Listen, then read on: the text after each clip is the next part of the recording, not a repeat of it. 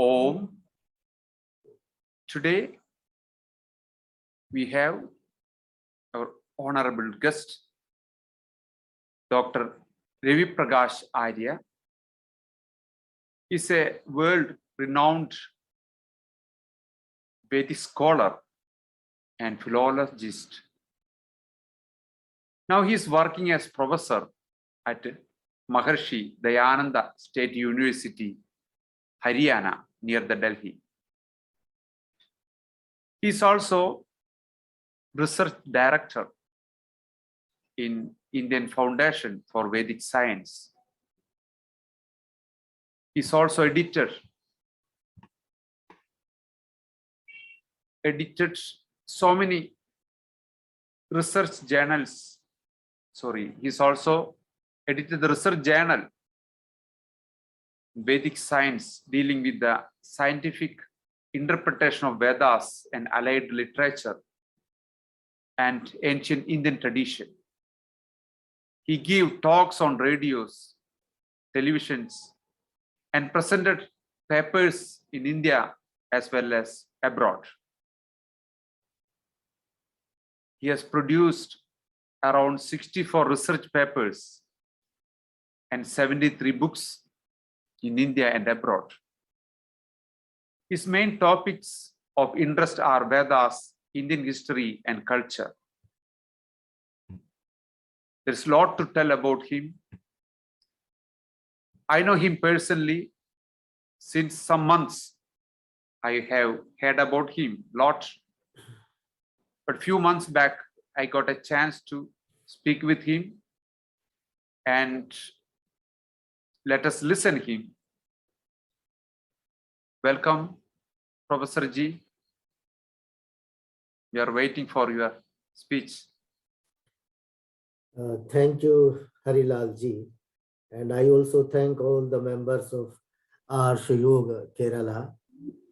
And I also thank my friends, Professor Jaswant Patel, Professor Anand Kumar Sharma, Arun Upadhyay, and Ish Narangaji, who gathered here and take benefit of this satsanga that is being conducted by Arya Yoga Kerala. Although we were in contact and I was invited to speak since December, but the dates and the timings, sometime they were clashing and not suitable. And so finally it was decided that today I will be speaking, and I have been given a subject of yoga itself, because most of the participants of Arya Yoga they are involving themselves into the yoga itself. And Arya Yoga, pardon? Arya Yoga is a very beautiful name, because Arya means seers, the yoga that has been propagated by the seers or the Vedic seers. So I think this Arya Yoga is the apt name for introducing Veda to the world. So now the question is that Veda, the yoga is so much popular in the whole of the world, and everybody is propagating and talking about yoga. And there have been many methods explored by the experts while talking about the yoga. But the real yoga that came through Vedas, and finally that was propagated by Patanjali, the great seer of this country, and the yoga that is named as Patanjali's Yoga Darshan. What is its methodology? Why the yoga needs to be done? What are the very parameters that makes one deserve to perform yoga? These are so many questions that may be raised by inquisitive minds. As we know, only the Vedic philosophy and the Vedic seers, they try to understand the human life in a most appropriate manner. And the objective of the human life has been defined by Vedic seers. And I don't think any of the philosophies in the world, they are able to define the objective of the human life. And the objective of the human life today, when we go around the world, we may find the objective of the human life is to earn more money, just to gather this material resources and enjoy. And we don't find any other objective of the life. But as per Vedic seers, the objective of the human life is, that is in one word, that is called Purushartha. Purushartha. And this Purushartha, it contains 4 words: Dharma, Artha, Kama, and Moksha. So the first objective of the human life is Dharma. Dharma is not some religious things or religion. Dharma means inculcation of moral, ethical, human values, knowledge system in one's life. That is Dharma. And this Dharma has been very well defined by Manusmriti, by Manu, the great, the first lawgiver of humankind, in his work Manusmriti. And he says, Dhriti Kshama Damo Asteyam Shaucham Indriya Nigraha Dhir Vidya Satyam Akrodho Dashkam Dharma Lakshana.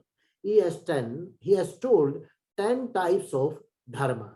Dhriti means to have patience, not to speak lie, not to do any violation. And shortly, if I will say, the Patanjali, since you are all the learners of Patanjali Yoga Darshan, Patanjali has defined this dharma in 2 words, yama and niyama. These are the 2 parts of the Ashtanga Yoga. What is yama? Yama is social discipline.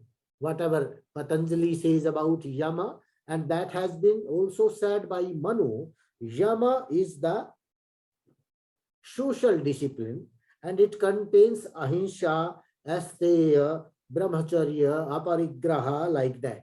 Means non-violence, speaking truth, asteya, non-stealing, aparigraha, non-hoarding. These are known as a social discipline, because all these things are being observed by us while interacting with the people in the society. This is known as a social discipline, that is called as a yama. And another set that is known as a niyama. Niyama means self-discipline, that you have to discipline yourself by all those things. And those are 5 niyamas are shaucha, santosha, tapa, swadhyaya, and ishvara pranidhanani. Shaucha, purity of self, mind, and body. Tapaha. Tapaha, 3 types of tapas are there: sharirika, mental tapaha, and spiritual tapaha. So these shaucha, tapa, swadhyaya, study of the shastras, and ishvara pranidhanani, surrender to the God. These are the self-discipline. You are to observe all these 5 things in yourself. You are not interacting with anybody while observing these things. This is your self-discipline. So this yama and niyama, in other way called as dharma, this is the first objective of human life. And the second objective is artha. First, you attain moral, ethical values, human values, value system you attain or you gather, then you try to gather the material resources. Material resources are to be accumulated as per dharma, following dharma. But today, a reverse trend is going on. First of all, people, they accumulate wealth, artha, and through that wealth, they want to earn dharma. They are doing some socially useful activities or any social activities in the society with the help of that artha.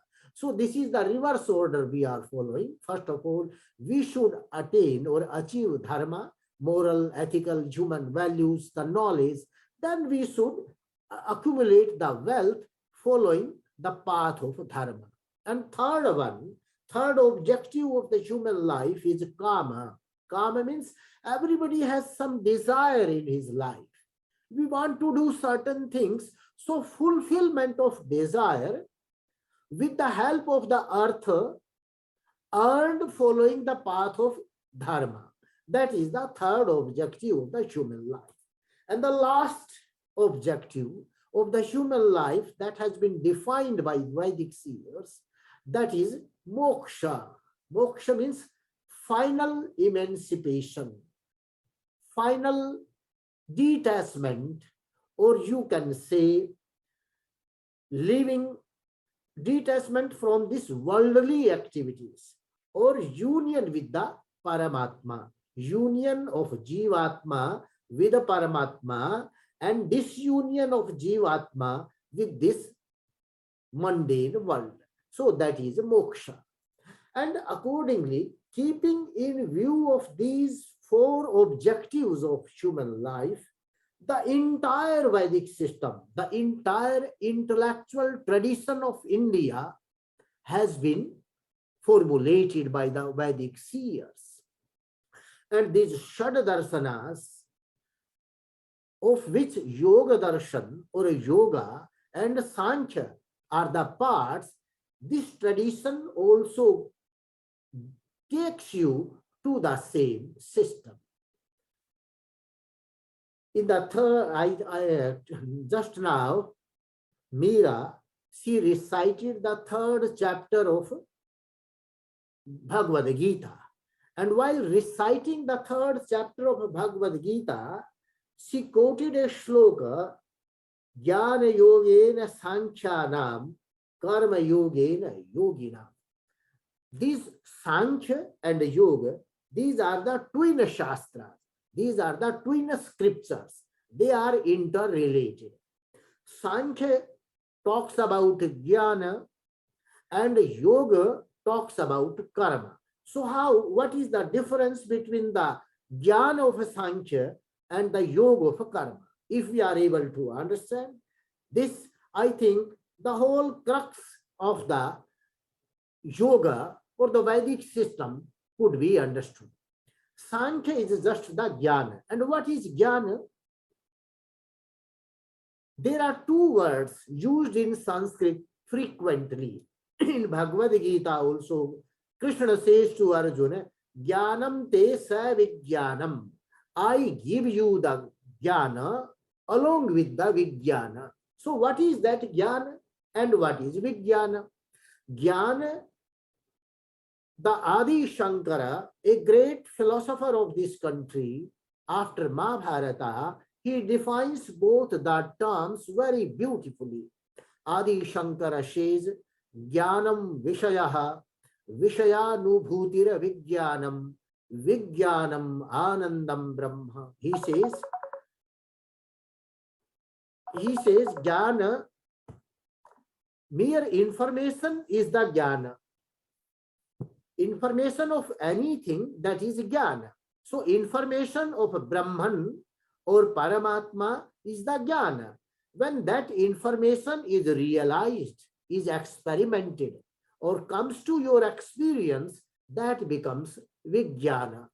Similarly, one more Vedic scholar in 19th century, Maharshi Dayananda Saraswati, who he also defined Vijnana. He says, Parameshwarad Arabhya Trina Paryantam Sakshat Bodhana Vayatvat.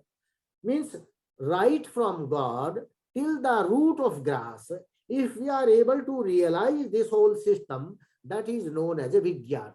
So Sankhya is a Jnana. Jnana means it gives you the information. What type of information Sankhya gives you?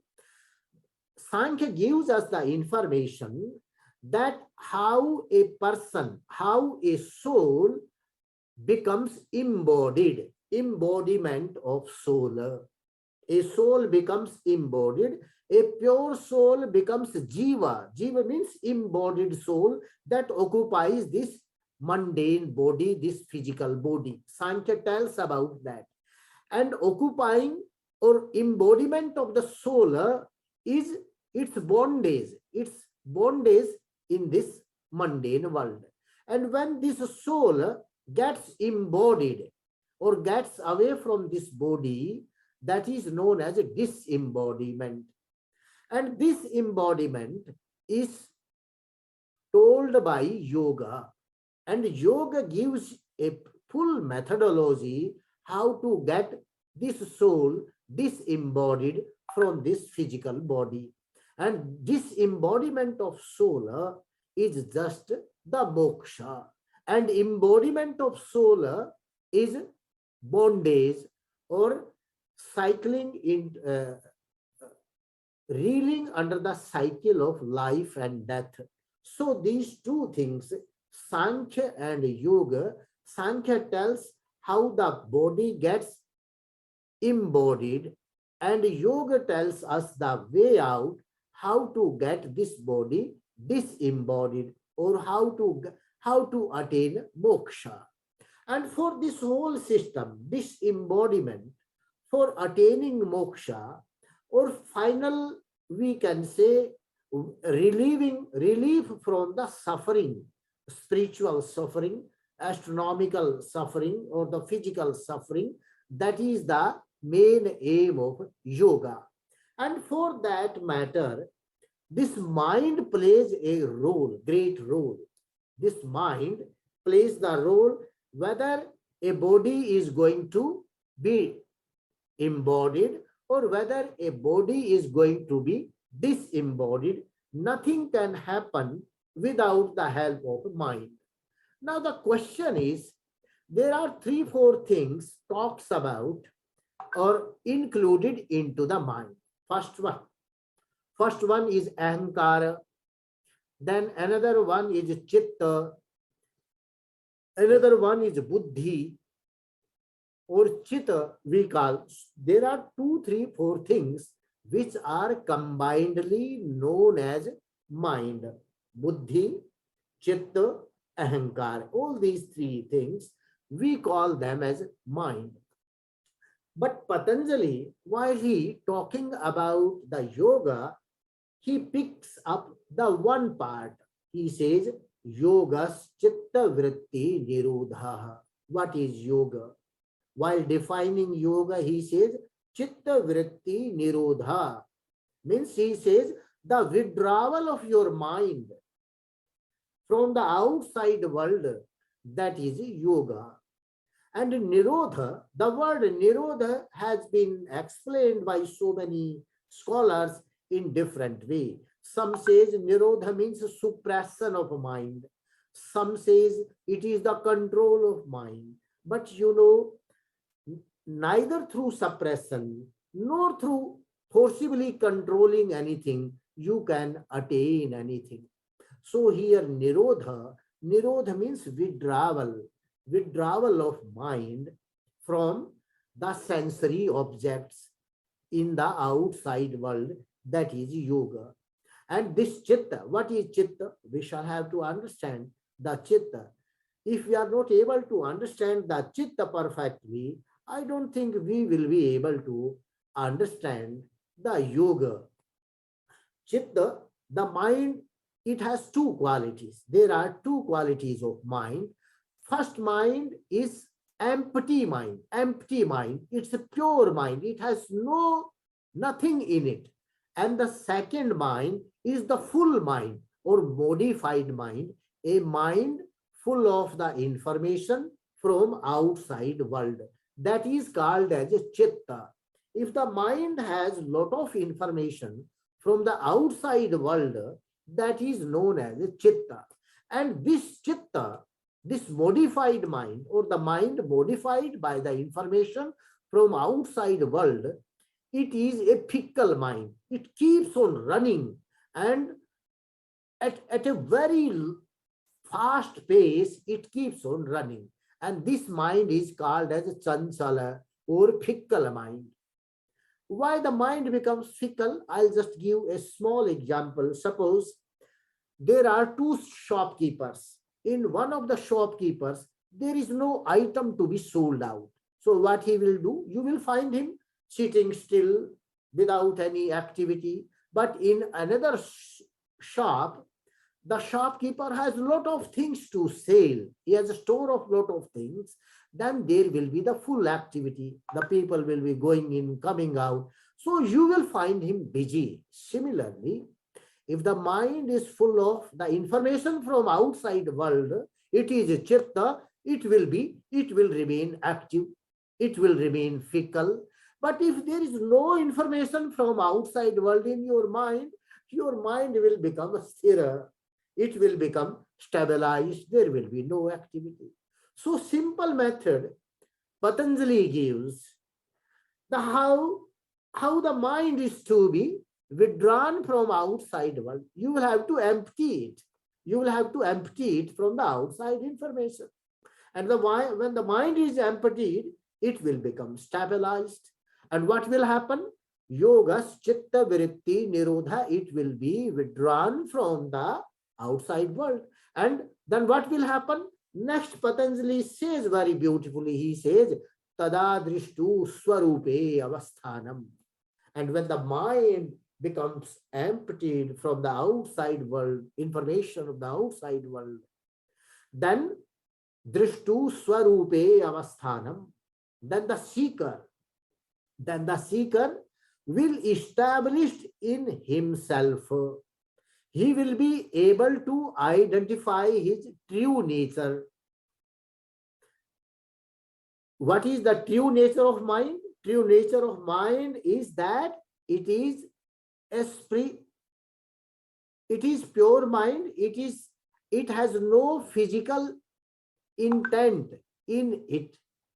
So this true nature of mind, he will be able to identify his true nature. What is the seeker's true nature? Seeker's true nature is that he is a pure soul. He is not a soul, or he is not this body or the mind. When the mind becomes stabilized, then the seeker will be able to identify his true nature. True nature means he is pure soul, neither he is this body, because generally we call, if something happens to our physical body, we call, oh, I have been hurt, I have got this thing on my body. So we identify, generally a human being identify himself either with his body or with his thought process, whatever thinking, or with his mind. But when this mind is emptied of the outside information, a seeker will establish in himself, and he will be able to identify his true nature, that he is pure soul. And when this idea comes, what will happen?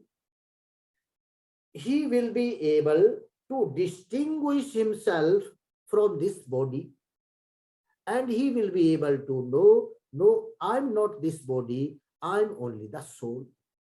And the third thing, the third highest thing, how a seeker would be merging with the Brahman. At this first stage, when the mind is emptied from the outside world, a seeker is able to realize his true self. But one thing is always with him by that time, and that is aham.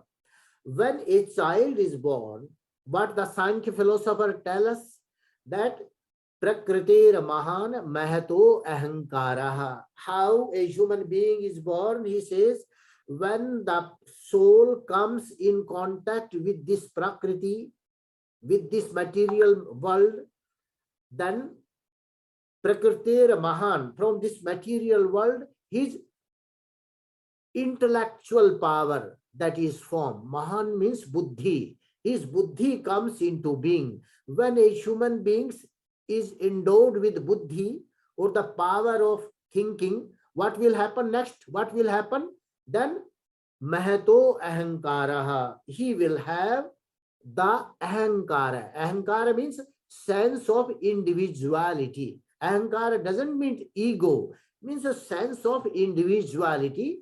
If some intellectual person is there, intelligent person is there, immediately he will have a feeling of possession. No, this is mine, this is not his. So he will be, when a person is endowed with intelligence while taking birth, immediately he gets his possession of the body. He says, no, this is my, this is me, this is I, and this is not, I'm different from others.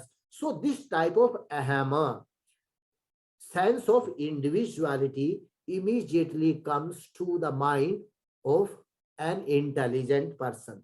So Mahato Ahankara, while a human being is born as a child, first of all, his intellectual power is evolved, then the power of individuality, just to distinguish himself from others, is created, and then all his sense organs and everything is created. So this aham, the sanskar of aham, the third most important thing to understand the yoga or a sankhya is the word sanskara. First of all, I would like to define it. If we are not able to understand sanskara, the word sanskara, I think we will not, it is one of the technical terms of the yoga darshan, and we won't be able to understand the yoga system properly. What is sanskara? Sanskara, whatever work we do, whatever we think, however we interact with the people or with the outside world, all these activities, they leave subtle impressions, they leave micro impressions on our mind, and those are the psychological impressions. And those psychological impressions, when a human being takes birth, they are converted into biological genes. So whatever our DNA or RNA is, that is determined by our sanskaras. And Vedanta philosopher, in Vedanta Darshan, Vyasa Maharshi, he says, he very beautifully says, he says, sanskar bijat srishti. These sanskaras, this information from the outside world accumulated in mind, that is known as sanskar, that these sanskaras are the seed for the birth of the future life of a human being. Sanskar bijat srishti. And similarly, if you have gone through the Yoga Darshan, Maharshi Patanjali, there he says, sanskar sakshat karanat purva jnati janam. When a yogi is able to identify or realize the sanskar of a human being, he will be able to know his previous species, birth species, previous lives. Just like Sri Krishna tells Arjuna, I know all your past lives and I know my past lives also. So Krishna was able to realize the sanskaras of Arjuna. Similarly, Patanjali says, if you are able to realize the sanskar of a particular human being, if a yogi do sanyama on a person and have his sanskaras known, then he will be able to know his past life. So this sanskar is a very, very important term while understanding yoga. I told, when you empty your mind from the outside information, the sanskaras of the outside world will be emptied from your mind and you will establish in yourself. But the sanskar of aham is not going to be empty, that is being carried by you. So Patanjali further says how this sanskar of aham or individuality is also erased. You know, when we have all the sanskaras erased from the outside world and only the sanskar of aham is carried by us, what will happen? A seeker or a yogi is called as Jivan Mukta. Jivan Mukta means he has got emancipation while living, but he will again take birth after certain duration of time, after a yuga or a mahayuga as the same yogi. And that taking birth after birth by a yogi is due to the fact that he has erased all the sanskaras of the outside world, but he has not erased the sanskar of aham. So if you want to enjoy life as per yoga, you have your sanskar of aham, but erase the sanskar of outside world, then you will come, you will take birth in this world, and you will guide the humanity at large, the people at large, just like Sri Krishna did. But you are not going to entangle yourself with this outside world, and you will remain unattached with the outside world, and you will enjoy the life. You will be free from the sorrows and pains and pleasures of this life. Just like one example I'm just going to give, Janak, everybody might have heard the name of King Janak. He was the father of Sita, Rama's wife. In the palace of Janak, some seer came, some rishi came, and he asked a question to King Janaka. He asked him, how the king, you are doing all kingly activities, you are ruling this Mithila, but still you remain unattached from this worldly world, from this world, and you are known as Jivan Mukta. How it is? Then king told him, you first you take meals, then I will give the answer to your question. And he was that rishi, he was invited for the meals, and where he was taking meals, some sword was hung upon him with a thread that could have been broken immediately. When the seer was taking meals, his attention was towards the sword, and he was thinking lest the sword would fall upon him and he will be wounded. So he took the whole meals and he was allowed to see the king again. And Janak asked him, how was the meals? He told, King Janak, I had all the meals, but I had a favor of that sword. You hung upon me, and I am not aware what was taken by me as the meals.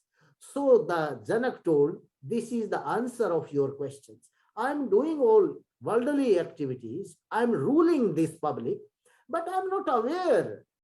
I have not involved myself into these worldly affairs. My whole concentration, I have my mind fixed to the God himself. So I'm enjoying life. I'm away from these feelings of pain and pleasure. So Yoga Darshan gives us both the things. So this second aphorism of the Yoga Darshan, which says Tada Drishtu Swarupe Avasthanam, it has two meanings. First meaning, for a person who has emptied his mind from the outside world, according to him, that seeker will establish in himself and he will be able to identify his true nature, that I am not this material world, I am not the part of this material world, I am the part of that spirituality, that Brahman. And when he is able to eliminate his aham, sanskar of aham, Then the second meaning comes, and that is tadadrishtu swarupe avasthanam. Then the seeker establishes himself in the Brahman itself. He becomes one with Brahman. So these are the two meanings. First one, and at that stage, the seeker will be known as Videha Yogi, Videha. And here, Videha, and in the first stage, where only the information of the outside world has been erased, he will be known as Jivan Mukta. And at the final stage, where he merges with Brahman, that is known as Videha Mukta. And when a person becomes Videha Mukta, he lives in emancipation throughout the whole life of this universe. First life of universe, he will take birth only the next cycle of universe, and that period is known as 311 trillion years. One full cycle of the universe, according to the Vedic system, it involves 311 trillion years. So this is how this whole yogic system tells us. The Sankhya tells us how one gets embodied, and yoga gives you a practical exercise. It is a psycho-engineering. It tells us how to get oneself disembodied. And that is why the Vedic seers, while talking about the science in Vaisheshik Darshan, the Vaisheshik Kanada, he says, there are three types of energies. One is Sthitiz Urja, one is potential energy, second one is Gatiz energy or kinetic energy, and third one is the Bhavana Sanskara, that is known as psychic energy. So three sanskaras or three energies have been told by the Vedic seers, because according to the Vedas, this creation doesn't involve the matter only, but the spiritual aspect is also one of the part of this creation. So when we talk about the only materialistic creation, then only two sanskaras will work, and that is potential energy, sthiti is a sanskar, and gati is a sanskar or kinetic energy. When the this creation has the spiritual element also, then bhavana sanskar has to be there, so that psychic energy is there. Maharishi Patanjali, he is talking about to evolve your psychic energy. And one more thing, generally what we are having impression of the yoga, we feel that doing this aerobatic exercises, doing asanas is the yoga. Yoga is not mere doing asanas. There are 8 parts of the yoga: yama, niyama, asana, dharana, dhyana, samadhi. And you know, if you don't observe yama and niyama, as I told earlier, you cannot do yoga. You cannot find yourself deserving to tread the path of yoga. So first of all, yama means social discipline you will have to make. You will not have to hurt anybody. You will not have to steal the money or any wealth of anybody, even with your mind, with your body, and manasa, vacha, and karmana, mind, action, thought, action, and body. You cannot think of doing harm of anybody. You will have to observe yamas first. And aparigraha, you see, aparigraha, non-hoarding. These days, we start hoarding things when we think that the panic buying takes place. This panic buying is not the part of aparigraha. If you become panicked, then you are not able to follow the path of yoga. You will have to observe social discipline first. You will have to attain success in observing this social discipline. Then you will have to attain your self-discipline. First social, then self-discipline comes, because according to Vedas, the Vedic philosophy is a different type of philosophy. Today in the modern philosophy, the modern science says there is a struggle, survival of the struggle. And a person who is strong, he will only survive, and clashes of civilization is going on. The struggle is going on, only the strong one, they are going to survive. But there is another philosophy.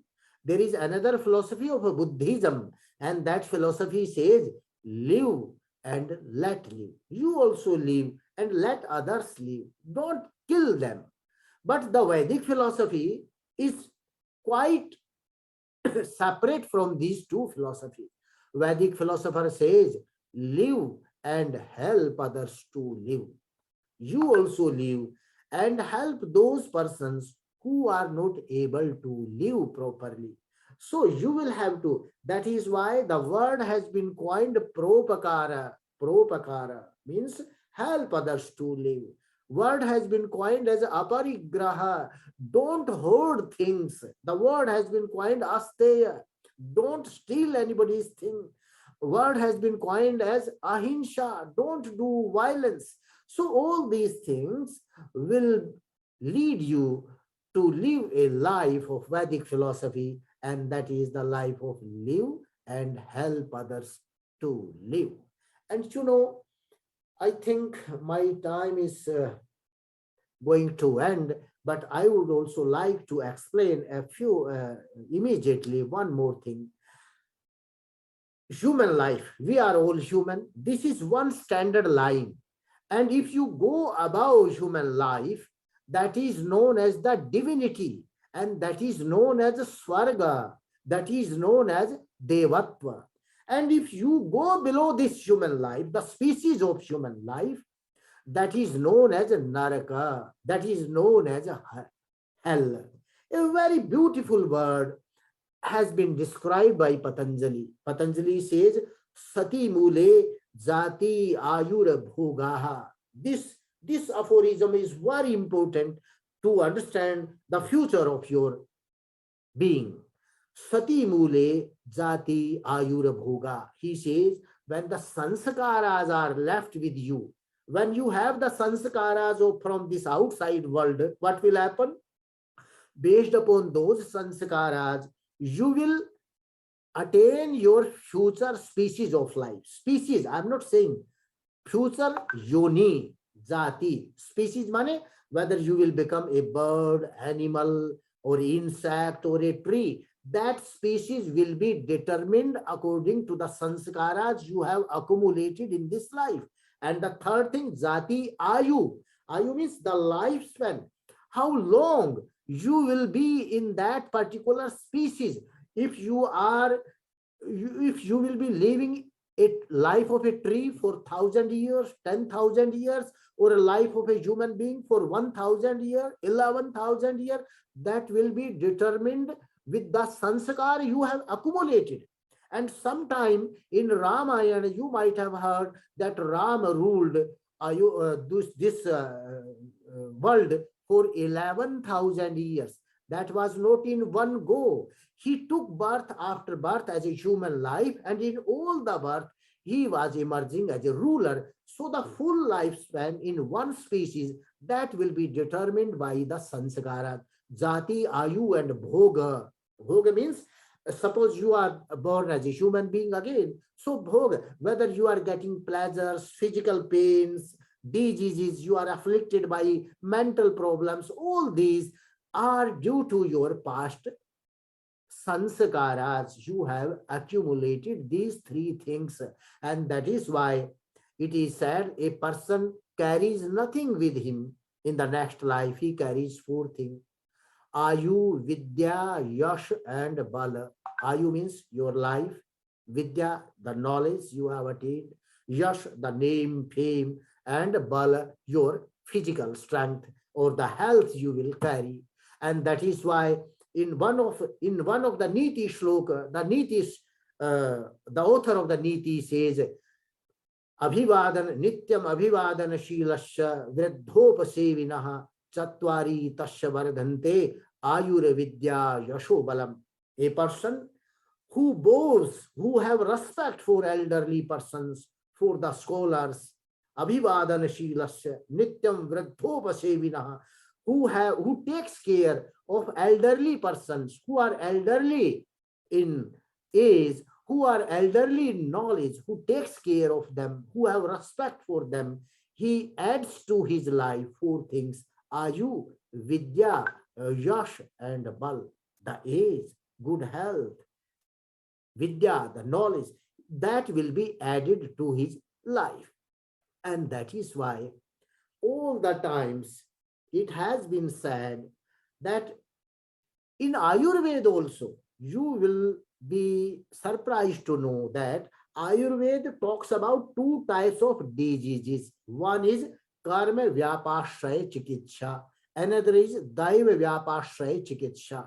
Karma vyapashraya chikitsha means treating a patient with the help of medicines and surgery, that is karma vyapashraya chikitsha. And another is daiva vyapashraya chikitsha, means treating a human being or a patient not with the help of medicines, but through yajna, dan, and tapa. In 7th chapter of Bhagavad Gita, Krishna says, yajna, dan, karma, na tyajam. These three things are to be done regularly by all human beings: yajna, dan, and tapaha. Tapaha means this yoga. Tapaha, mansik tapaha means just to study of the shastras, and sharirik tapaha is yoga, and this taking care of elderly persons, that is also one of the parts of the yoga. So yajna, dana, tapa, these things are to be done daily. These are the nitya karma, karmas that are to be done daily. Similarly, on other hand, if we see, if a human being is not doing all these things, or he is not doing, he cannot be cured. So the diseases that are afflicting you due to the past karmas of your life, so though all such diseases can be cured through the yajna, tapa, and dana, if you want to get rid of such diseases. Suppose if you are always getting treatment from the doctor, but you are not getting any or you are not recovering, that means you must do some certain yaj, dan, or tap type of activities, so that you may heal yourself from the afflictions that have attained by you due to your past karma. So this whole system, whether Ayurveda is there, whether the Shad Darshanas are there, whether the Vedas are there, they are intertwined and they are talking about the same thing. The main purpose is to the attainment of the four objectives of the human life, and everything is there for the elevation of human being. Vedas, the Vedic philosophy, is there to elevate the human being to the level of divinity. And the sanskar, the modern science or the modern world, we are doing the sanskaras with material thing. We are refining oil so that we may run car and motors. We are refining things so that we may construct roads and buildings. But the Vedic philosopher says you do the sanskar of material things for your needs, but you should do the sanskar of a human being, because it is said, Janmana jayate shudraha sanskarair dvijuchyate. Everybody by birth is born as an animal, and when he gets the sanskar of morality, education, he becomes dvija, means he is born twice. One, a human being is born twice, one from the womb of his mother and another from the womb of the Acharya, because he is known as Antevasi. He is known as living in the womb of the Acharya or the teacher. He gives him all the value system and he is born as a human being. And I think I have taken 5 minutes more than what was scheduled given to me. And I thank especially Sri Harilalji and this Arsh Yoga Vidya Kendra in Kerala, and all my friends who listen to me patiently. Thanks everybody. Namaste. Namaste. Thank you very much, Ravi Prakash ji. He explained very well in such short time. Thank you very much.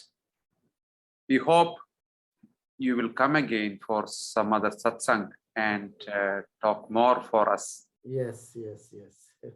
I'm sure everyone enjoyed your talk. The analogies you use from Puranas and Upanishads and your own explanation from your own personal experience. Altogether, you explained very well, and thank you very much. We are expecting you again and again. Thank you. Thank you. Thank you.